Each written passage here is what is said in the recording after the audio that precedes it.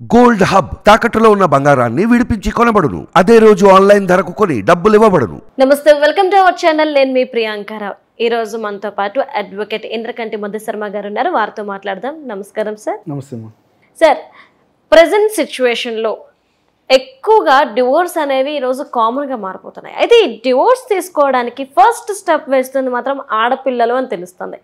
అయితే ఇంకొక వార్త ఏంటి అంటే, ఈ ఆడపిల్లల్ని డివోర్స్ వైపు మోటివేట్ చేస్తుంది మాత్రం ఆ అమ్మాయి వాళ్ళ తల్లిదండ్రులు, తన తల్లి అని చెప్పేసి బయట వార్తలు అయితే ఎక్కువగా వస్తున్నాయి. అంటే చిన్న ఇష్యూ వచ్చినా కానీ నీతో అతనితో ఉండాల్సిన అవసరం నీకేంటి, డివోర్స్ తీసుకుని వచ్చేసి మేము చూసుకుంటాం. సో ఇది ఎంతవరకు కరెక్ట్ అండ్ ఇది ఎంతవరకు వాస్తవం అంటారు?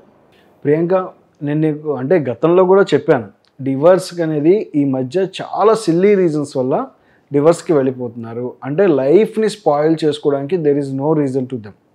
ఈ రీజన్ వల్ల మేము స్పాయిల్ చేసుకుంటున్నాము, కలిసి ఉండాలా వద్దా అనేది కూడా ఆలోచించుకునే టైం లేదు. ఇప్పుడు నువ్వు అన్నట్టు అంటే ఇక్కడ డివోర్స్లో ఒక్కసారి డివోర్స్కి వెళ్తున్నారంటే భార్యాభర్తల మధ్య కంపాటబిలిటీ ఇష్యూస్లో, అంటే వాళ్ళిద్దరి మధ్యలో సఖ్యత కుదరాల్సినటువంటి విషయాల్లో చాలా విషయాల్లో కుదరడం లేదు. అందుకని వాళ్ళిద్దరూ కలిసి ఉండడానికి అవకాశం లేదు, అందుకని డివోర్స్కి వెళ్ళే అవకాశం ఉంది అనేది ముఖ్యమైన విషయం. బట్ ఇవాళ మెజారిటీ ఆఫ్ ద కేసెస్లో క్రూయల్టీ అనేది డివోర్స్ కింద ఎక్కువ, అదొక గ్రౌండ్ కింద, ఆ గ్రౌండ్ని పట్టుకొని డివోర్స్కి వెళ్ళడానికి ఎక్కువ మంది అదే వెళ్తూ ఉన్నారు, దాని మీద సస్టైన్ అవ్వాలని చూస్తున్నారు. ఈ డివోర్స్ సిస్టమ్ ఎప్పుడైతే అంటే వీళ్ళు డివోర్స్ తీసుకోవాలి, మాకు కలిసి ఉండటం ఇష్టం లేదు అని ఎప్పుడైతే అనుకుంటున్నారో అప్పుడు ఇమీడియట్గా పేరెంట్స్ దాన్ని సాల్వ్ చేయడం కన్నా పెద్ద చేయడానికి ట్రై చేస్తున్నారు. ఇవాళ మెజారిటీ ఆఫ్ ద కేసెస్లో అదే చూస్తాం. అంటే నేను చూసినటువంటి కేసెస్లో ఎక్కువ శాతం జరిగింది ఏంటంటే, ఇప్పుడు అమ్మాయికి అబ్బాయికి సఖ్యత కుదరట్లేదు, నిజంగానే కుదరట్లా. ఏం చేయాలి? ఐదర్ వచ్చి తల్లిదండ్రి ఒక వారం ఉండి పిల్లలకి ఏమైనా కుదురుతుందా, వాళ్ళ సఖ్యత కుదురుతుందా లేదా, వాళ్ళిద్దరు కలిసి ఉండడానికి ఏమైనా అవకాశం ఉందా లేదా అనేది ముందు అది అలా ట్రై చేయడం మానేసి, ఓకే అబ్బాయితో పడట్లేదా, నీకు అమ్మాయితో పడట్లేదా, ముందు సర్దుకొని వచ్చేసే వారం రోజులు, బ్యాగ్ సర్దుకొని ఒక వారం రోజులు ఇంటికి వచ్చేసాయి, తర్వాత చూద్దాం. అంటే ఇక్కడ ఈ పేరెంట్స్ కూడా అబ్బాయితో కానీ అమ్మాయితో కానీ మాట్లాడడానికి మక్కువ చూపించారు. అంటే వీళ్ళు కూడా ఈగో ఇష్యూస్కి వెళ్తున్నారు, అత్తమామలతో కానీ కోడలతో కానీ ఈగో ఇష్యూస్కి వెళ్తున్నారు. ఈ ఈగో ఇష్యూస్ ఇవాళ ఎక్కడ ఎక్కువ అవుతున్నాయంటే ఆడపిల్లల తల్లుల వైపు నిజంగా ఎక్కువ అవుతున్నాయి. ఇవాళ నేను మెజారిటీ ఆఫ్ ద కేసెస్లో చూస్తే డివోర్స్ పిల్లల కన్నా ఆడపిల్లల తల్లుల వైపు నుంచి ఇనిషియేట్ చేసే డివోర్స్ చాలా ఎక్కువ ఉన్నాయి. ఇది వాస్తవం.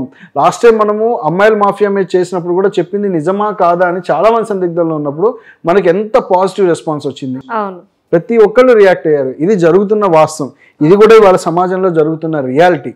ఆడపిల్లల తల్లిదండ్రులు అంటే ఆడపిల్లల తల్లిదండ్రులు అంటాం కన్నా ముఖ్యంగా తల్లులు, వాళ్ళు ఆడపిల్లల్ని రెచ్చగొట్టి వాళ్ళ సంసారాలు నాశనం చేయడంలో ఇవాళ కీ రోల్ పోషిస్తున్నారు మెజారిటీ ఆఫ్ ద కేసెస్. నేను అందరినీ అనట్లేదమ్మా, మీకు లాస్ట్ టైం కూడా చెప్పాను. అంటే లాస్ట్ టైం కూడా మనం చెప్పినప్పుడు అందరూ అలా ఉండరు అని చెప్పి చాలామంది చెప్పడం జరిగింది. నిజంగా మేము అందరినీ అనట్లేదు, ఎక్కువ నాశనం అవడానికి గల కారణం మాత్రం మనం చెప్తున్నాం. అంటే వాళ్ళ మధ్య సఖ్యత ఎలా కుదరచాలి అనే విషయాన్ని మర్చిపోయి పంతాలకు తీసుకొని నువ్వు వచ్చేసే ఈ పుట్టింటికి నేను సరి చేస్తాను అనే మాటలేదు, వాడే వస్తాడు, వాడే తిరిగి వచ్చేస్తాడు. కాపురం చేయాల్సిన అవసరం ఏముంది, వాడే తిరిగి వస్తాడు, నీకేంటి ఆలోచన అనేది ఈ ధోరణి, ఈ విధమైన ధోరణి ఎక్కువ అయితే ఎప్పుడు డెవలప్ అయిందో అప్పుడు పిల్లల జీవితాలు నాశనం అవ్వడానికి నాంది పలికినట్టు అయిపోయింది. ఇవాళ మెజారిటీ ఎన్ని కేసెస్లు అంటే అన్ని కేసెస్లో అంటే ఎలా అంటే డామినేటింగ్ మెంటాలిటీ ఉండాలి. ఫస్ట్ పాయింట్, వాళ్ళు ఎక్స్పెక్ట్ చేసేది అంటే నేను డామినేట్ చేయాలి. ఎప్పుడైతే సంసారంలో డామినేట్ చేయాలి అనే విషయాన్ని వీళ్ళు తీసుకొస్తారో అప్పుడు ఎయిదర్ ఆఫ్ దిస్ పోసెస్ అంటే ఎవరి నుంచి అయినా సరే ఆ డామినేటింగ్ మెంటాలిటీ చొప్పించాలి అనుకున్నప్పుడు అప్పుడు ఇంకొకళ్ళు దానికి సింక్ అవ్వలేకపోయారనుకోండి, ఆబ్వియస్లీ అది డిజాస్టర్ అవుతుంది. ఖచ్చితంగా కలిసి కాపురం చేయగలుగుతారా? అస్సలు చేయలేరు. అంటే దీనికి ముఖ్యమైన కారణం నేను చెప్తాను. ఎక్కువ శాతం ఇవాళ పిల్లలు పెరిగేటప్పుడు అంటే అడాల్సెంట్ ఏజ్ అంటాము, 10th తర్వాత గ్రాడ్యుయేషన్ వరకు మీరు చూసుకున్నట్లయితే ఎక్కువ శాతం పిల్లలు ఇళ్లలో పెరిగేది తక్కువ. ఆనెస్ట్లీ ఇంటర్మీడియట్ హాస్టల్లోకి వెళ్ళిపోతున్నారా, దాని తర్వాత వీళ్ళ గ్రాడ్యుయేషన్ మొత్తం హాస్టల్లోనే ఉంటుందా? అంటే వీళ్ళు పెరిగేటప్పుడు పెద్దవాళ్ళ ప్రభావం పిల్లల మీద ఉండడం లేదు. అంటే ఇంటి వాతావరణం ఎలా ఉంటుంది, ఇంట్లో సర్కమ్స్టాన్సెస్ ఎలా ఉంటాయి, అమ్మా నాన్న ఎలా ఉంటారు, ఎలా మెలుగుతారు అనేది అంటే తక్కువ సమయం చూస్తారు. ఎప్పుడన్నా హాలిడేస్కి వచ్చినప్పుడు ఇదిగా ఉన్నప్పుడు చూస్తారు. ఆ హాలిడేస్కి వచ్చినప్పుడు కూడా కాస్త బయటకు వెళ్ళటము, అటు ఇటు ఫంక్షన్స్కి వెళ్ళటము, వాటికే టైం సరిపోతుంది. కానీ వాళ్ళ సొంత అమ్మా నాన్నతో కూడా కలిసిమెలిసి ఉండి ఫ్యామిలీ సిస్టమ్ ఎలా రన్ అవుతుంది, నాన్న ఎంత కష్టపడుతున్నాడు, నాన్నకి ఇంత ఫినాన్షియల్ బర్డెన్ ఉందా, నాన్న మా కోసం ఈ అప్పులు తెచ్చాడా, ఈ అప్పులు తీసి ఎక్కడైనా కడుతున్నారా, అమ్మ ఇంత కష్టపడుతుందా, ఇంత చేస్తున్నారా, ఇంటి కోసం ఇట్లా చేస్తే ఒక ఎస్టాబ్లిష్మెంట్ అంటే ఒక ఇల్లు అనేది నిలబడుతుందా అనే అవగాహన నిజంగా ఇవాళ పిల్లల్లో లేదు, 100% లేదు. కారణం బికాస్ ఆఫ్ ద రీజన్ మనం ఎక్కువ పిల్లల్ని హాస్టల్స్కి అలవాటు చేయడము. ప్లస్ వీళ్ళు ఇక్కడ హాస్టల్స్లో ఎలా ఉంటారో ఎవరికీ తెలియదు. హాస్టల్స్లో ఉండేటప్పుడు ఇంటర్మీడియట్ వరకు ఓకే, అవి ఏవో రెసిడెన్షియల్ హాస్టల్స్ ఓకే, అంతవరకు బెటర్. ఇక్కడ ఆ తర్వాత గ్రాడ్యుయేషన్లోకి వచ్చాక వాళ్ళు ఫ్రీ హ్యాండ్తో ఉంటారు. ఏమి రెసిడెన్షియల్ హాస్టల్స్ ఉండవు, ఎవరు వాళ్ళ మీద పెత్తనం ఉండరు. సో అప్పుడు ఎలాగా వీళ్ళు ఫ్రెండ్స్ సలహాలతో నడిచేది ఎక్కువ ఉంటుంది. అంటే అన్మెచ్యూర్డ్ పీపుల్తోనే వీళ్ళు సహవాసం చేసి వాళ్ళు తీసుకునే సలహాలు కూడా పూర్తి స్థాయిలో పెద్దవాళ్ళవి కానీ ఎక్స్పీరియన్స్ ఉన్న వాళ్ళవి కానీ తీసుకోరు. సో ఈ ఇంపాక్ట్ని లైఫ్ మొత్తం క్యారీ చేస్తారు ఎక్కువ శాతం. ఇది చేంజ్ అవ్వాలంటే పిల్లలు కూడా ఫ్యామిలీతో టైం స్పెండ్ చేయాలి. తల్లిదండ్రులు ఎక్కువ వాళ్ళు ఒకవేళ ఇన్ కేసు హాస్టల్లో ఉన్నా ఇక్కడికి రావడము, వాళ్ళతో స్పెండ్ చేయడము, లేదా పిల్లల్ని వాళ్ళతో స్పెండ్ చేయించుకునే విధానం అలవాటు చేయడము, ఫ్యామిలీ ఎలా రన్ అవుతుందనే సిస్టమ్ని అలవాటు చేయాలి. ముఖ్యంగా ఇది బాధ్యత ఎవరు వహించాలి? ఆడపిల్ల విషయంలో తల్లి వహించాలి.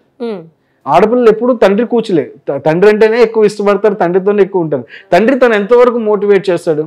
తను చెప్పేవన్నీ చెప్తాడు, ఇలా ఉండాలి నాన్న, ఇలా మెలగాలి, ఇలా అమ్మ ఇలా చేసుకోవాలని చెప్తాడు. కానీ తల్లి ఇచ్చే ఇన్స్పిరేషన్ ఎక్కువ ఉండాలి. తల్లి ఇలా ఉంటుంది, కాపురం ఇలా ఉంటుంది, ఇలా నిలబడుతుంది, ఇలా అయితే చేసుకోవాలి, నువ్వు ఇలా నీ అత్తమామల్ని నువ్వు ఇలా కన్విన్స్ చేసుకో, ఇలా ప్యాంపర్ చేయి. ఎందుకని? ఇంటికి యజమానురాలు నిజంగా కోడలే, భర్త కాదు, అత్తమామలు కాదు, కోడలే. అంటే ఒక కెప్టెన్ అయినప్పుడు, ఒక టీంకి కెప్టెన్ అయినప్పుడు ప్లేయర్స్ అందరినీ ఎవరు మేనేజ్ చేయాలండి? ప్రాపర్గా కెప్టెనే మేనేజ్ చేయాలి కదా. So she is the captain. కోడలు ఎప్పుడూ కెప్టెనే. రకరకాల ప్లేయర్లు ఉంటారు, రకరకాల మనస్తత్వాలు ఉంటారు. వీటన్నిటిని తట్టుకునే మనస్తత్వం ఎక్కువ శాతం ఆడపిల్ల తల్లే ఆడపిల్లకి ఇవ్వాలి.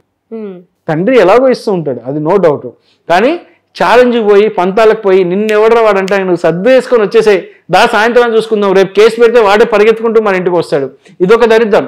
వీళ్ళు వచ్చి ఒకవేళ ఆ అబ్బాయి కూడా పంతానికి పోయి వారం రోజులు ఈ అమ్మాయి దగ్గరికి రాలేదనుకోండి, ఈ పిల్లలతో ఆడపిల్లతో మాట్లాడడానికి రాలేకపోయానుకో, ఈ ముఖ్యంగా ఈమె ఆడపిల్ల తల్లే ఇనిషియేట్ చేస్తుంది కేసెస్ పెట్టడానికి.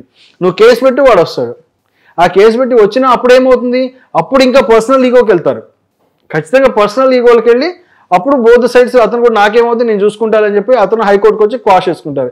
ఇవాళ నిజంగా వీళ్ళు పెట్టే కేసులు ఏవి చల్లవమ్మ. ఆడపిల్ల తల్లులు ఇనిషియేట్ చేసి కానీ ఆడపిల్ల కానీ ఇనిషియేట్ చేసే పెట్టే కేసులు అవి ట్రూ కాకపోతే అస్సలు అవి చెల్లని కూడా చెల్లో, ఆగను కూడా ఆగవు. సో ఖచ్చితంగా మీ పిల్లల జీవితం బాగుండాలంటే మంచి చెప్పండి. మీరు కష్టపడి వాళ్ళకు కూడా ఒక మంచి 4 మాటలు చెప్పి ఎలా నిలబెట్టాలి అనేది ఆలోచిస్తే ఆగుతుంది తప్ప ఛాలెంజ్లు చేసి అక్కర్లేదు నువ్వెవడు వాడేవాడు వీడేవాడు అంటే కనుక కాపురాలు నాశనమే అవుతాయి. అంటే సార్ ఒకప్పుడు ఇదంతా లేదు, ఒకప్పుడు చిన్న ఇష్యూ వచ్చిందంటే నువ్వే సర్దుకుపో అని చెప్పే మెంటాలిటీలో పేరెంట్స్ ఉండేవారు. మరి ఈ రోజు వాళ్ళ ఆలోచనలో ఈ ధోరణి వచ్చింది అంటే ఈ మార్పు దేనికి సంకేతం? అలానే దీనికి ప్రధాన కారణం ఏదని చెప్పుకోవచ్చు? అంటే సరౌండింగ్స్ ఇష్యూస్. పెద్దవాళ్ళు కూడా న్యూక్లియర్ ఫ్యామిలీస్ అయిపోతున్నారు. ఇదివరకు ఎక్కువ ఎప్పుడైనా మీరు చూడండి, తొందరగా డివోర్స్ ఇష్యూస్ తొందరగా కోర్టుకు వచ్చేవి కాదు. ముఖ్యంగా వాళ్ళ పెద్దవాళ్ళ మధ్యలో కూర్చోబెట్టి వీళ్ళకి సఖ్యత కూర్చోబెట్టడానికి పెద్ద మనుషుల పంచాయతీ అంటూ ఉంటారు. ఐడియా ఉందో లేదో? ఈ పెద్ద మనుషుల పంచాయతీలో కూర్చోబెట్టి అసలు ఏం ఇష్యూస్ ఉన్నాయరా, మీకు ఏం సమస్యలు ఉన్నాయరా, 4 రోజులు దూరంగా వెళ్ళండి, మీరు కొంచెం అందరికీ దూరంగా వెళ్ళండి, మీ ఇద్దరు కలిసి ఉండండి, ఇలా ఉంచి ట్రై చేసేవాళ్ళు. వాళ్ళు కలుస్తారా లేదా అని చెప్పి ట్రై చేసేవాళ్ళు. అంటే అలా జరిగేది. ఇవాళ ఈ పెద్ద మనుషుల పంచాయతీ కూడా డీవియేట్ అయినరా. ఈ పెద్ద మనుషుల పంచాయతీలు కూడా డబ్బులు గుంజడానికి అయిపోయినాయి. ఇది క్లియర్ కట్ నిజం. నేను మెజారిటీ ఆఫ్ ద కేసెస్ ఇవాళ చూసింది ఎలా అంటే, అమ్మాయి వైపు పెద్ద మనుషులు వస్తారు, అబ్బాయి వైపు పెద్ద మనుషులు వస్తారు, కూర్చుంటారు. వాళ్ళిద్దరిని కలపడానికి కాదు. ముఖ్యంగా అమ్మాయి వైపు వచ్చే పెద్ద మనుషులు చాలా మంది కలపడానికి రాకపోగా ఈ అమ్మాయికి ఎంతో కొంత ఇప్పిస్తే అందులో మేము ఇంత తీసుకోవచ్చు. ఇవాళ ఇదొక దరిద్రం అమ్మ. పెళ్లిళ్ళ పంచాయతీలో అత్యంత దరిద్రమైన చర్య ఇది. వీళ్ళు కూడా ఒక మాఫియా అని చెప్పాలి. ఇది కూడా పెరుగుతోంది కల్చర్ ఇవాళ. ఏంటి అంటే వీళ్ళు ఆ సాయంత్రానికి వచ్చే ముఖ్యంగా ఎప్పుడైనా భార్యాభర్త మధ్య గొడవ వస్తే వాళ్ళని కలపాలి, దాన్ని సాల్వ్ చేయాలని పెద్ద మనుషులు పిలుస్తుంటారు. ఇప్పుడు అలా తయారవట్లా. పెద్ద మనిషి నువ్వు ఎంత ఇప్పిస్తావు నాకు, ఆ పిల్లగాడికి వెళ్ళి నాకు ఇంత ఇప్పించు, నీకు ఇంత ఇప్పిస్తా అంటే ముందుగానే ఇది ఒక రకమైన డీల్ చేసుకోవడం. ఇప్పుడు ఈ పెద్ద మనుషులు ఏం చేస్తారు? మగపిల్లల వైపు వాళ్ళని బెదరగొట్టడం, భయపెట్టడం, దడిపించడం. మీ ఇట్లా చేస్తారు, మీ అమ్మాయి ఇట్లా, మీ వాళ్ళు ఇట్లా, వాళ్ళు ఇట్లా, మేము 4 చుట్టాల్లో చెప్తాం, మీ సంగతి తెలుస్తాం, మీ అంత చూస్తాం, ఈ మాటలన్నీ మాట్లాడడం ముందు. ఈ మాటలన్నీ మాట్లాడి ఏం చేయాలి, ముందు ఎంతో కొంత లాక్ రావాలి. అక్కడ నుంచి లాక్ వచ్చిన దాంట్లో ఇప్పుడు వాడు ఒక 10 లక్షలు తీసుకున్నాడు, నాకు 1 లక్ష అని వీడు కూర్చుంటాడు ఇంట్లో. అంటే అంత చెత్తగా తయారైంది. నిజంగా ఒకప్పుడు ఒక ఎథిక్స్ తోటి కలపాలి పిల్లల్ని అని చెప్పి చూసేవాళ్ళు. ఇవాళ ఈ పెళ్లిళ్ళ పంచాయతీలన్నీ డబ్బులు మనీ ఎక్స్ట్రాక్ట్ చేయడానికి, పెద్ద మనుషులను కూర్చోబెట్టి అక్కడ పెట్టినా డబ్బు గుంజుకోవడానికి. వాటికి ఎవరు నిజంగా మగపిల్లలు భయపడాల్సిన అవసరం లేదు. నలుగురు పెద్ద మనుషులు చేసే పంచాయతీ చల్లదు, నిజంగా చల్లదు. అప్పుడు వచ్చే అవసరం అయితే కోర్టుకు వచ్చి చూసుకోమని ఆవిడ తేల్చుకుందాం అని చెప్పినా చాలు. ఎందుకని ఇతను తప్పు లేనప్పుడు బెండ్ అవ్వాల్సిన అవసరమే లేదు. మీరు అన్నట్టు నిజంగా ఆడపిల్లలు కానీ ఆడపిల్లైనా మగపిల్లైనా వాళ్ళ తల్లిదండ్రులు కీలక పాత్ర పోషిస్తే మెజారిటీ ఆఫ్ ద కేసెస్ ఉండవు, నిలబడవు, చక్కగా వాళ్ళు కాపురం చేసుకుంటారు. Right, thank you so much sir. Thank you.